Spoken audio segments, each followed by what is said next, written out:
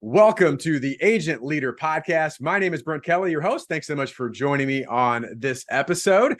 This is a very special episode because it is the finale of our 8-click series that we've been doing on the Agent Leader Podcast. And if you have been following along, and thank you if you have been, we have gone through a series of 8 clicks, this being the final click, of different breakthroughs that agency leaders and their teams can have that are obviously hugely impactful. And I've had a very special guest on with me for all 7, now number 8 of these special sessions. And Roger Sitkins. So at this point, if you haven't listened to the sessions, you would know this if you have. But if you haven't, Roger Sitkins is with me. He's a CEO of Sitkins Group. And Roger, I'm going to first of all, before I do some more formal introductions on this episode and some other things, want to say hello. Hello, and thank you for being part of the 8-click series. Well, Brent, as always, it's great to be with you, and it's great to share some of the strategies that we know work and some of the proven processes. So I'm excited about this one because everything you've said this so many times, everything rises and falls on leadership. That's right. Yeah. And we're going to talk about leadership today. And then the click itself is going to be, how do you move from a manager to a leader? Right? How do you move from manager to a leader? And, Rod, you said everything rises and falls on leadership. That's a statement that I initially heard from John Maxwell, who's very well known in the leadership space. And I will tell you, when I heard that from John Maxwell, everything rises and falls on leadership, my brain was, okay, does everything really rise and fall on leadership? And I'll tell you, and that's why I want to get your feedback today, Roger, because you've worked with literally hundreds and hundreds of agency leaders over the many years. And, I've had the opportunity to work with many agency leaders as well, and certainly currently do today. And that idea that everything rises and falls seems like a lot of pressure and weight, but it's true. I mean, at the end of the day, it all starts with leadership. And how good of a leader are you? And by the way, I talk about transitioning from a manager to a leader. This doesn't mean that we don't need good management or managers in an agency. Of course we do. There's things that need to be managed, but the best agencies have leaders who have people that follow them, not because of a title or a position or just because they get paid, which is important, by the way, but because people want to follow them because they're great leaders. And by the way, we'll get to it today's discussion, the best leaders perpetuate by finding the next level of leaders, right? They're finding more leaders and developing more leaders who develop more leaders. And so that's a big part of what we're going to be talking about today. Now, I do want to mention that the purpose of this podcast, as always, is to help agencies gain clarity, build consistency, and to make a commitment to become your best version possible. And so obviously the best agencies that become the best version possible have leaders who themselves strive to be their best version possible. And to use the term one more time, our best version possible book is available. Go to sitkins.com/BVP to get a copy of your book. For love for you to get this in your hands and share it with other agency leaders around the country that are also striving to become their best version possible. So, Roger, you ready to dive in to Absolutely click 8 on leadership? I want to ask you, what you see obviously in qualities of leadership, but I don't want to steal any of your thunder, but it's something that we do share. I want to make sure I say this up front. And maybe you can help me answer this question, even though it wasn't on a list of some of the questions that I sent over to you. Is this, what's the number one job of a leader? Above all things, what's the number one job of a leader?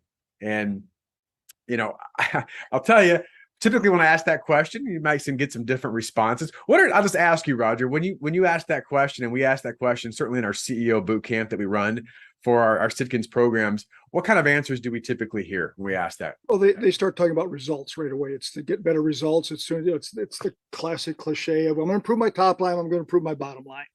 I'm going to sell more, I'm going to earn more. And that's not it. That's not it. The real job, as you and I preach all the time, it's to develop your people. So whether it's a CEO with the agency overall or the CRO, Chief Revenue Officer, sales leader, especially with the sales leaders, what's your job? Improve sales. No, improve your sales people. So the real goal here is the improvement, the development of your team members. That's the leader's job. And then they go out and they get the results you want. That's amen. And hallelujah. That's right. Hallelujah. We all rejoice. But it's obviously that there's a challenge to that. And I always joke with agency leaders. I say, leadership would be really easy if it wasn't for the darn people. Right. And everyone kind of chuckles because it's true. Right. So the idea that the number one job of an agency leader and whether it's sales leader or agency leader, or you're running a department, right? You got influence in your agency, is saying my number one role, my number one job, as Roger just alluded to, is I've got to develop my people. I've got to be a people developer. And if I can do that at a high capacity, guess what happens? Results, right? Because my people are doing the right thing. So I want to ask you, Roger, just overall, maybe obviously, we can talk about a number of things today, but just overall, what do you see as the best qualities, the top qualities of agency leaders that you've worked with? They define, they represent, and they constantly reinforce culture, the language and behaviors that are normal, because they're the cultural leaders. And I don't want to say cult like cult, but they are the cultural leaders. And I look at this, I was thinking a lot this morning about this in preparation. I was thinking about the best leaders we know, the ones we work with, the ones that get absolute great results, but they personally aren't getting great results. Their team is getting great results. I guess it's like a head coach of a football team. He's not in the game, but he's got his players ready to play the game. So I look at this, and there are a bunch of things that jump to my mind around culture. And again, culture is the language and behaviors that are normal. And we've talked about this before, that if you want to know what's going on in your agency, just walk around and listen to what people are talking about. What are they focused on? All right. But it comes back, you mentioned the 3 C's: clarity, consistency, and commitment. And I think sometimes that gets overlooked because we talk about it a lot. And I guess we go through it pretty fast. But clarity, where am I today? Where do I want to go? How will I get there? Well, we've had some deeper thoughts on that too. Clarity, where am I today? And what is my agency's business model? And we've talked about this several times on the clicks. Your current business model's perfectly designed for you to achieve the results you're currently achieving. So where's my agency today? And what's the business model we're following, even though it may be unintentional, that's getting us to where we are? Where do we really want to go in the next 3, 5, 10 years? And then what's the path for us to follow? In other words, what's the new, and in many cases, refined business model we're following? Because if they just keep doing the same business model, that's pretty predictable. They're going to get the same results. So the clarity, the consistency, and we talk about this so much, it's the guardrails again. It's the agency's way of doing business, that there's absolute clarity on the agency's way. This is the way we do things. And it comes back to what we talk about so much now. What are the simplified and proven processes? And then people have got to follow the process. So the consistency. And then when we look at the absolute best ones, if there were one phrase, one word we would use, it's pretty simple. It's what? It's accountability. It's accountability. So that's a huge one to me. I think the other one, and I think it ties them all together, it's something we were talking about yesterday in a workshop we were doing with our team. It's the whole concept of congruency. Are you congruent? And I guess that, we could define that again as the agency's way. But the best leaders are very congruent. And by the way, they're great role models. They do what they said they're going to do. It's not like your kids going, well, wait a minute, your bike's in the driveway too. Your room's messy too. So those would be my starting ones. And of course I have 97 others, but those would jump to the top of the list. Well, I appreciate sharing that, because I do. I mean, obviously, and if you listen to this podcast regularly, I say, I think on every episode, right, the purpose is clarity, consistency, and commitment. And I do go through it pretty quickly. And that sounds nice. But when you really get into it, Roger, there's such importance to it, and there's a lot of weight. And to go back, if you haven't heard the story before, is I was sitting with Roger, 4 or 5 years ago. I might have been 5 years ago. And we were just talking about stuff. And I was asking Roger questions just like this. What has he seen in agencies? What has he seen in leadership? What has he seen in getting results? And it always came back to the fact that the best agencies, and of course their leaders and their leadership, was that they were very clear on what they wanted, why they wanted it, and how they were going to get there. Doesn't mean it was perfect, but it means they were clear. And by the way, I'm going to be doing an article later today. We both do, Roger, for Rough Notes. And that's kind of part of what I'll be talking about. But it's a big thing here is, how do I find, how do I attract, how do I keep the best talent? Well, a big part of this is if you don't have great clarity or a vision that's compelling that people are interested in and want to be part of, there's challenges there. A lot of it, why should I be? Because, it's a job and it's good. You make really good money. And, it's just going to be, it's a good opportunity. And people they don't feel it and see it. And one thing that I say often in our agency leadership discussions is that leaders see more and leaders see before others, right? That leaders can see oftentimes, the good leaders, the great leaders, a bigger picture that people want and are excited to be part of. And that may seem, oh, no, like there's an emotional connection to that. So I'm glad you share that, Roger. I want to ask you more on a personal level. I think one of the greatest things that we can learn as humans of how to do something well is to figure out who did stuff well for us.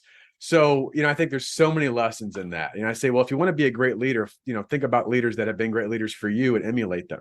So what leaders, Roger, have impacted you most in your life and business, and why?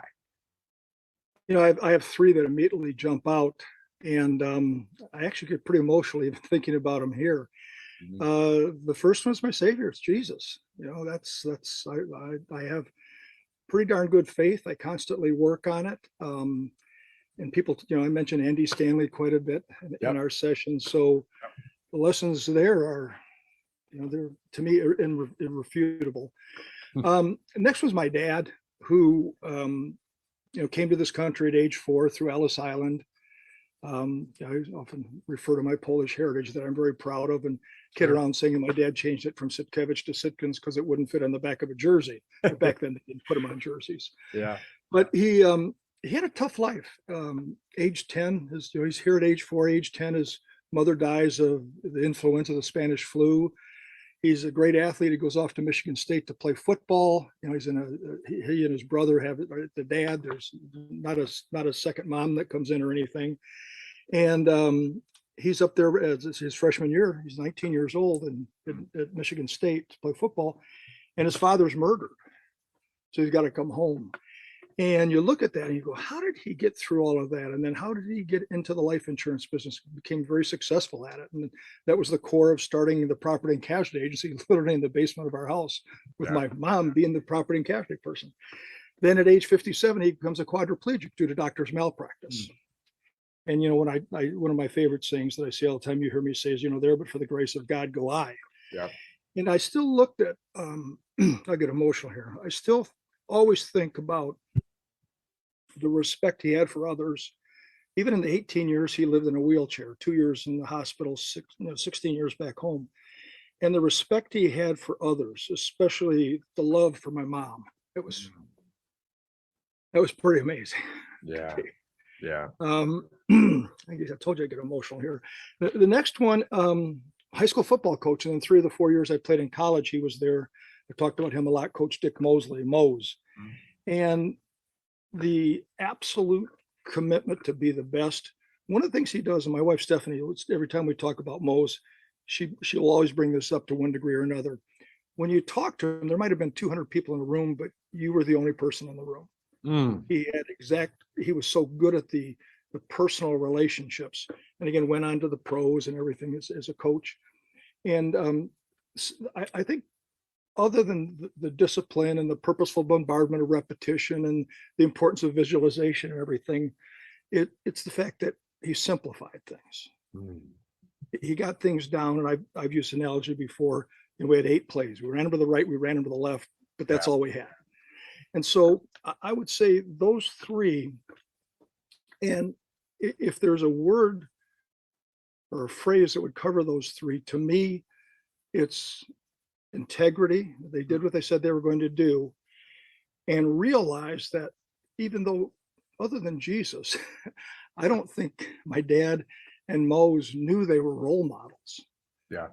But all of us are role models, whether we want to admit it or not. Well, the best leaders, I think, are much more intentional because they're congruent in their message to themselves and to the message to others, and they never get caught doing something against what they wanted. So I could probably go 16 more hours on this. I'm going to stop, but those would be my 3, Brent. Well, I mean, first of all, thank you for sharing that. And I know emotional talking about your dad in particular, and understandably so. I think, again, part of this is I love you sharing your heart and your story on that, because obviously there's, I say success leaves clues. And for me, even writing this down, like here's, again, I'll just take my takeaways from what you just said there, because I think we all internalize things a bit differently. But you talk about Jesus, to me, the theme there is, it's bigger than you. right? Like, I think that's a big part. And I think, one of the things that, and again, we won't go down a biblical journey here, but just for a moment, I mean, one thing that's just always impressed me, obviously more than the fact that, he's Jesus, but the fact that he was a humble servant. And it's the fact that like there's humility within that. I think there's so many leadership lessons in that. With your dad, I mean, what you said there, Roger, you said lots of things, but respect people, respect those that you love, Yep. right? With respect. Like, wow, there's a lesson. That would be really nice to be more in leaders in today's world. And then with your coach Mose, again, a few things that jumped out there, but that one first thing you said really struck me. Be present where you are. Yeah. And be 100% present with the people you're with. And I'll just share this because it's, something that I truly believe in. And you said that it hit me again, as I tell people all the time. And part of this is because it's real and it's true and you see it, is that I believe the number one gift you can give another human being, especially in today's distracted, crazy, noisy world, is giving people your full time and your full attention. Yeah. And when you do that, it's like, oh, someone's actually speaking with me. They're with me. And so, I just think there's so many great takeaways, Roger. So thank you for sharing that. All right, we'll move past that. We'll move away from you personally a little bit, but just again, kind of going back to the agency leader side. We said at the beginning of this, the number one job of an agency leader is to develop their people, right? That's what great agency leaders do. And again, those stories you share that help develop you. Right. I mean, you think about that. That's to help develop me, that now guess what? You're developing others and the chain continues. But just in general, how can agency leaders do a better job at developing people? Because I think if I told an agency leader, hey, agency leader, go develop your people, they may go, okay, how do I do that? So what's your response? Well, the people development, I think, starts with one of our favorite sayings: do not complain about that which you tolerate. Oh, this person's not doing this and they're not doing that, or why are they doing this and why are they doing that? And I'm thinking, why are you wasting your time asking those questions to me? Why don't you go to them? Why don't you go to them and talk to them about their development, rather than saying, hey, you need to get better, you need better results? So talk to them about their development. So I think number one is an absolute awareness of where the individuals are and what's their role on the team. There's something we talk about all the time, that the best agencies are totally in alignment. It's foundational to everything we do within the best version possible. And what we see as far as alignment is we have a common goal, but an acknowledgement and appreciation of the different roles. We've probably already said that 15 times in this series. Okay.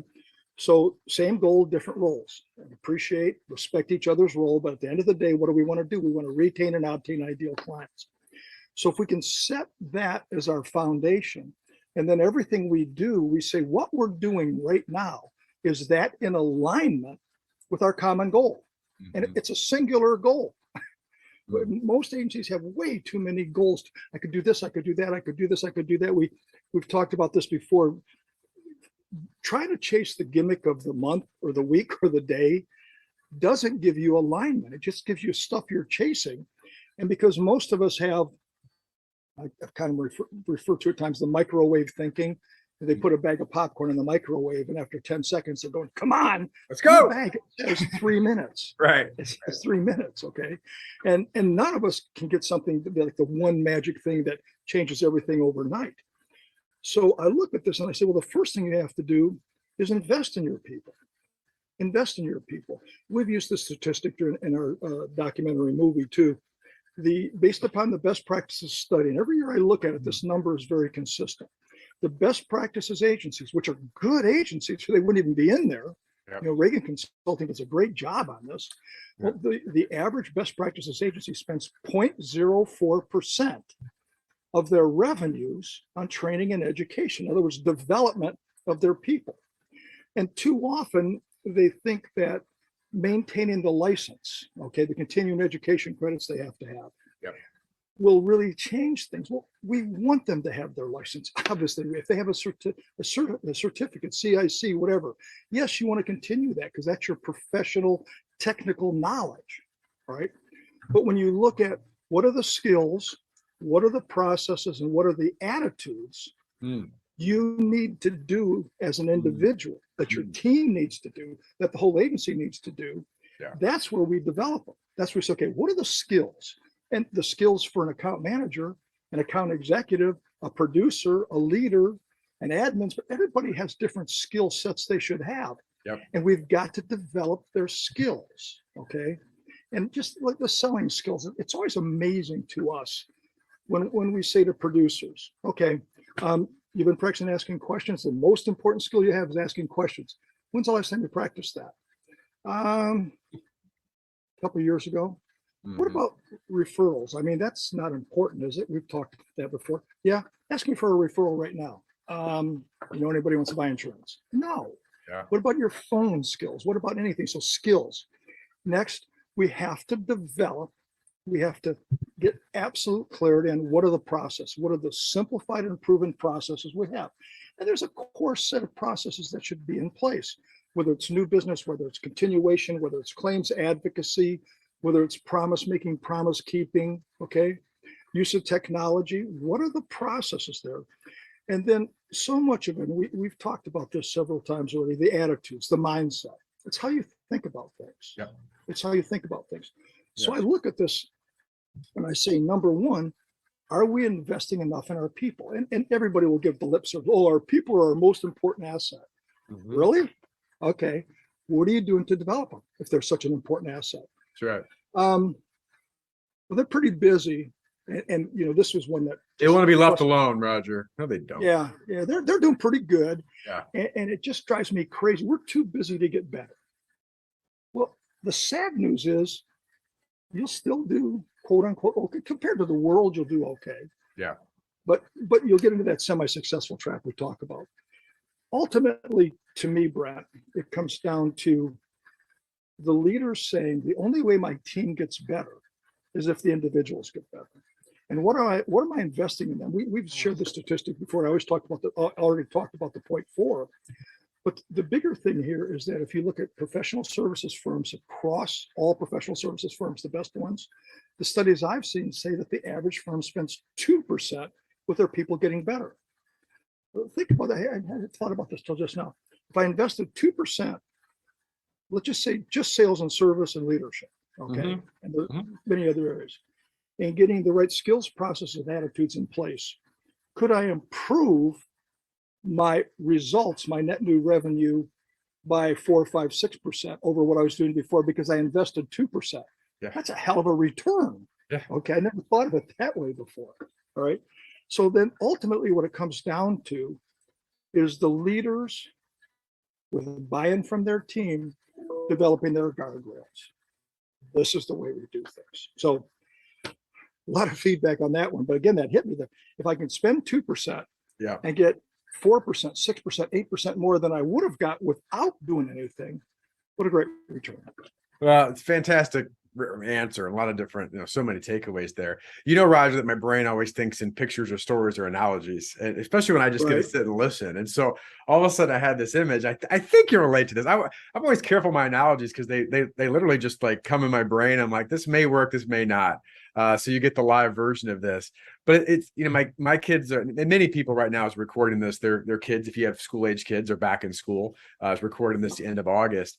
And my kids actually are going back a little later this year, but they're going to go back. I said, it's the analogy to me. It's like sending your kids to school and they show up and they say, here's a desk, here's some pens, and here's a book. And, for the next year, I want you to come to this desk and then do some pens and read through the book. And hey, you just keep your nose in the grindstone there. You're going to figure some stuff out, and never giving them a path, never understanding that every kid in that room is a bit different. So the teacher needs to understand where to affect people, impact change in the right way, not taking some of those things in the book and applying the skills that they can practice and work on, right? Can you imagine like reading a math book, but never doing math problems, right? There's skills that are involved there. So that's what hit me, is the fact that we have a lot of agency leaders. I'm not trying to pick on, because there's a lot of great ones that do these things as well. But many times we see in the marketplace where it's like, in essence, and people joke about this. You've heard this too, Roger. I mean, especially for producers. Yeah, they gave me a desk and a phone and said, good luck. Ha, ha, ha. Well, it's really not that funny.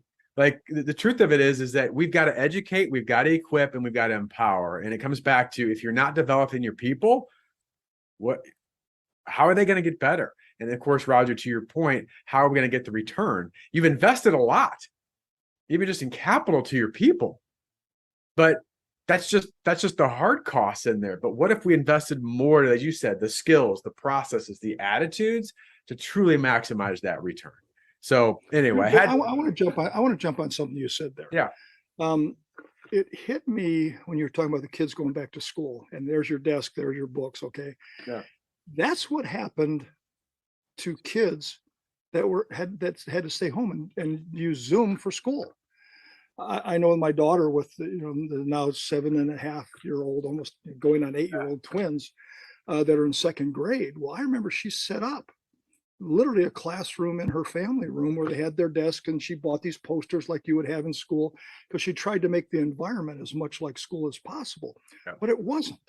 And we've talked about that. And maybe that's the analogy. It's too many of your employees where you say, well, just go do your work. Yep. That's the problem with remote work, which we've talked about before, and you could do 97 hours on that. But the analogy, I think, is really true. Are we just saying, hey, sit at home, do this, don't worry about it, we won't check up on you? Because the kids certainly didn't get although Dana and her family were very fortunate that the teacher they had literally once a week would come by the house. Wow.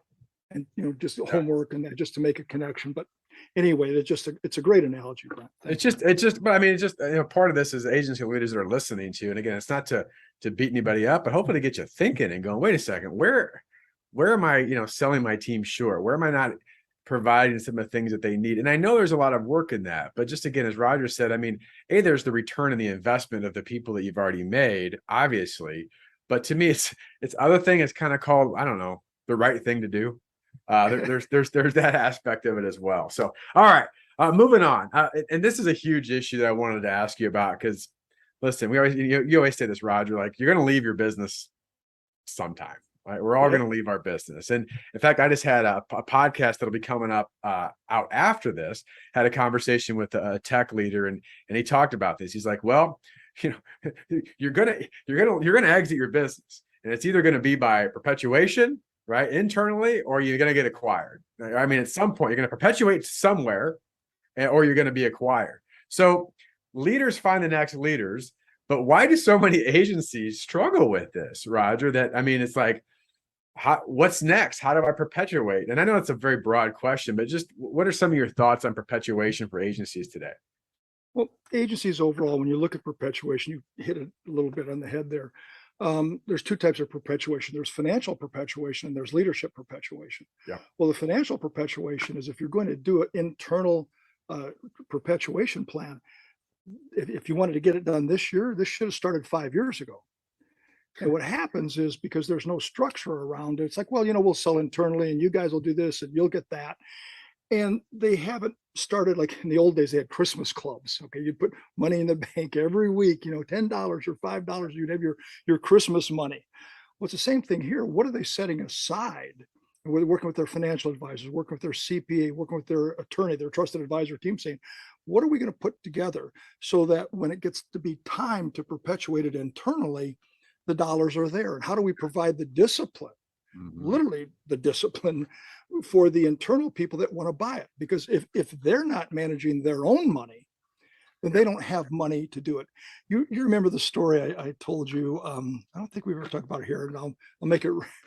I'll take the adult beverages out of this when it happened. But Walt Godowski and I were at the last Big I convention that was held under the old format, and we're at the downtown Marriott, and we're there with our wives, and we go up to the bar to get a drink. And this guy goes over and he talks to Stephanie and Sharon, and then he comes over to us, and he's had a few pops. Let's just put it that way. Sure. And he said, hey, I hear you guys are with one of the big brokers. Are you with Brown and Brown or something like that? And I said, no, we're with Polak and Polak. Okay. And he didn't get it. And he said, let me tell you what I've learned. He's sort of like the old Foster Brooks guy, the comedian. Oh my God. This is how this guy he was having a religious experience speaking in tongues. That's great. But he said, let me tell you what, I sold my agency to so-and-so. And let me tell you what? Let me tell you what? He What? said, they buy you with your own money. And I said, I'm glad you figured that out, Sparky. See, but it's just, yeah, they will. They don't buy you because they're going to take all of their money and give it to you, although they will up front. The reality is it's a cash flow game. I don't care what anybody else says. It's a cash flow game and how you turn it around. That's why so much of the private equity monies come in, because it's such a great business, even if you do a crappy job. Okay. So getting the financial part of it ready to, quote, do an internal perpetuation, but then at least you've got options. And something we talk about all the time with our leaders, something that hit me probably 10 years ago. And I've shared it with so many of my clients and friends, that at the end of the day, you have to have options. Okay. And you work really hard now, do the hard stuff now. It'll be easy later because you'll have options. I could do this, or I could do this. Because most agencies don't think that far ahead. The great leaders do. The great leaders aren't thinking about next quarter. They're thinking about 3 years, 5 years from now. But if you can get to the point where you say, okay, let's say 5 years from now, I'm going, what are the options I want? Well, I either want to be able to do it internally because my people have continued to develop and they're really getting better themselves. They're better leaders. They're driving their departments, their areas, or I could sell it externally, but at least I have an option. The reality is that most agency principals don't have options. That's right. And even though they say they want to do an internal perpetuation, that's one of the things too, is we say it, but we don't do it. Well, I want to do an internal perpetuation. Where's your plan? Well, we're working on, as I always kid around saying, here in the South, we're fixing to do it. Okay. So that's the financial part of it's huge. And then the next part is the fact that, okay, if we get the financial model in place where we've got options, then the bigger thing is, what's the leadership model? Well, guess what? Your agency is going to be worth a lot more money, whether it's internal or external, if you've got a leadership perpetuation plan in place. There you go. Okay. Because now that next level of leaders, that next level of partners, owners, whatever, they've been getting developed. They're doing better. If I'm buying your company and I know that part of what I get is a leadership team that is in place, that's really been running the place already, guess what? You're worth more money to me. If I get this hodgepodge of stuff that I've got to fix, you're not going to get a very good multiple. Or you're going to try to do it internally. And one of the fears I see for people that are not prepared is when they do it internally, they're the bank, because they didn't have the plan in place to say, okay, here's where we go. Let's go get the financing in shape, or whatever it may be. So to me, it's so much of just that decision. What options do you want 3 years, 5 years, 10 years from now? And then the next part is, don't fall into the trap of saying, okay, my next leader, the next owner is my best producer. And now I'm trying to take he or she out of production and get them into leadership. No, get them in production, get them out there doing the stuff. And then when you decide they're going to do it, how do you hand it off? I know you and I have talked about this before. I'm not sure we've done it in a podcast, but one of the best internal perpetuations we had is with an agency that I consulted with, did private consulting, private annual planning. They're part of our network for 20 years. 20 years we got together. And about 8 or 10 years into it, the son came in. And a lot of times the next generation hasn't been led well. Maybe they kind of just show up and stuff. But this young man was really sharp, great education. And he got into one area, he started in the benefits area, really grew that and kept growing. You could just tell that he was committed to the legacy because he was the third generation. And when we decided in one of our plans that it was time now to move him into the president's role, we sat with the dad and said, okay, I want for 1 month, starting on the 15th of the month, I want you to list everything you do. Just start a big list. It doesn't matter anything. Just write everything you do. And then what we'll do is we'll put it into buckets, if you will, and we'll put together a training plan, starting with the easiest thing to the hardest, saying, okay, here's what quote unquote junior needs to learn.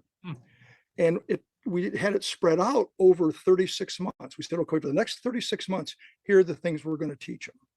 Here are the things we're going to hold them accountable to, so that we would be transferring the wisdom, not just the knowledge, but the wisdom from the dad, who was a very successful businessman, to the son, in this case, okay, and in a very logical manner, very step by step.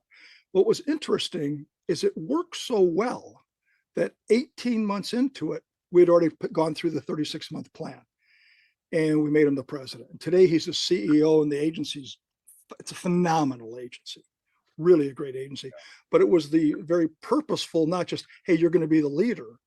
What are the roles of that leader? Let's identify them. Let's put them on a training plan. So, I mean, boy, lots of nuggets there for, I mean, agency leaders, and oh yeah. I mean, there's some great wisdom there, Roger. And it's just there's one word that just jumps to my mind: intentional. I'm just being intentional with it.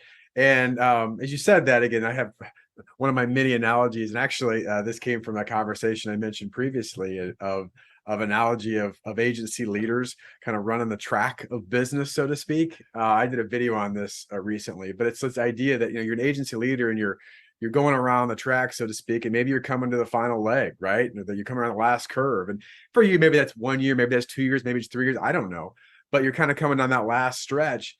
And it's like so many agency leaders, instead of accelerating through the line, and this is, by the way, it's a relay race, right? Because you're going to hand the baton off. And it's either going to go to, again, it could be an external source, but it could be internal. But either way, are you building momentum through that finish line to hand the baton off, or are you stumbling, bumbling, falling over, rolling, and just going, I just hope I get to the end? And you said it, Rob. If you want to comment on this, there are millions of dollars left on the table when you're stumbling and bumbling. So, all right, you got your finger up. You want to comment on well, this? Yeah, because a lot of times what I see is, okay, 3 years from today, it's done. So now we're in the last lap. We're in the last quarter. Yeah. And you got the baton in your hand. Here it is. Here's the keys to the kingdom, right? And they get there and they go, oh, yeah, I'm not ready yet. And they pull the baton. That's another one. I like that. Yeah. I like that. They go, no, let's run another lap. Yeah. Even though I'm tired, I'm exhausted, let's run another lap. So I'll be back around again later. That's great. I got to add that piece to my story, because it is true. It's like the next generation, whoever, right, is leaning their hand back to grab that baton, and you pull it away and say, just move to the side. I'm going to go one more lap around the track. even though I might need some help to get around it. I'm gonna wait. And the younger leader's grasping air. Oh, that's good. That's good. Well, hey, Roger, I want to give some final comments, because again, thank you for participating in these 8 clicks. A lot of value there. And again, if you haven't listened to him, go back. These are 8 breakthroughs that we see. And this last one, I mean, I love them all. They're all my favorite, as I always joke. But, I am truly passionate about leadership. And I think there's just so much here. And we go back to the beginning. We said that everything rises and falls on leadership. It really does. And I know there's a lot of pressure and weight in that, but the opportunity and what you can provide to others with some of these things that Roger talked about today is absolutely powerful. And I'm just going to wrap up this. And by the way, Roger, I know the series is over. You've done a pretty good job. So maybe at some point I'll invite you back on the podcast. I appreciate it. We'll see what happens. I'm just being funny here. But go ahead, Roger. You're going to ask. I got one more. I've got one more. I'm going to give you my closing thought. Okay. All right. Go ahead, please. And we talked about this yesterday in our 2-day team session. I said the highways and roadways are littered with indecisive squirrels. In other words, they run out into the middle of the road and they freeze. And if you've seen this, I had this happen. My wife and I were going into Athens, Georgia, the other day, and this squirrel ran out, and we were in the back roads, and the squirrel ran out and he froze, and I started laughing. He said, what? I said, the roads are cluttered with indecisive squirrels. So here's my thing to you as a leader. Don't be an indecisive squirrel. Don't sit in the middle of the road and go, should I go this way or should I go this way? Because that's when you get run over. That's when you get run over, versus saying, no, I'm going to make a decision. I'm going to be clear. I'm going to figure out why. I'm not going to knee jerk it. And then I'm going to run. Yeah, absolutely. So some great. We have a guest. We do have a guest, the great Janie Cahill. Janie hopped on our podcast and she didn't know we were recording on this channel. So that's not fair to Janie. Janie, do you want to say anything to the podcast audience? Say good morning, Janie. Good morning, Janie. we are wrapping up, and I'm going to give one final thought to everybody who's listening out there on this. And we talked about developing people. Our whole best version possible is about people development. And the best version possible experience that we've hinted at a few different times that we're going to be releasing here and talking more about the end of 2022 and certainly into 2023 as we start a new year is all about people development. If you're asking yourself, how can I best develop my people? We want to be the solution, the answer to that question. And we do that through alignment. We do that through getting producers in the right spots to win. We do that through the idea that there is a predictable imbalance in the universe, and we want you to take control of that. We want to do that by helping you separate from everyone else in the marketplace to truly have that unique selling process. And so this is all part of as Roger mentioned earlier, there's absolutely a process and a plan. There's also skill development. There's also a different and deeper level of thinking, a bigger level of thinking. It's all part of the experience. So continue to be on the lookout for what the best version possible experience is all about, because it really is designed to answer that question. Hey, Brent, how can I best develop my people to go out and get the results that I want? That's what the best version possible experience is all about. And can't wait to share more about it because we want to help empower agencies to do just that. So, Roger, thank you again for being a part of the podcast. Again, we may get you back at some point. We'll see. All right, we'll see. But as a listener, thanks for listening. Again, the best version possible book is available. Go to sitkins.com/BVP. And thanks for listening.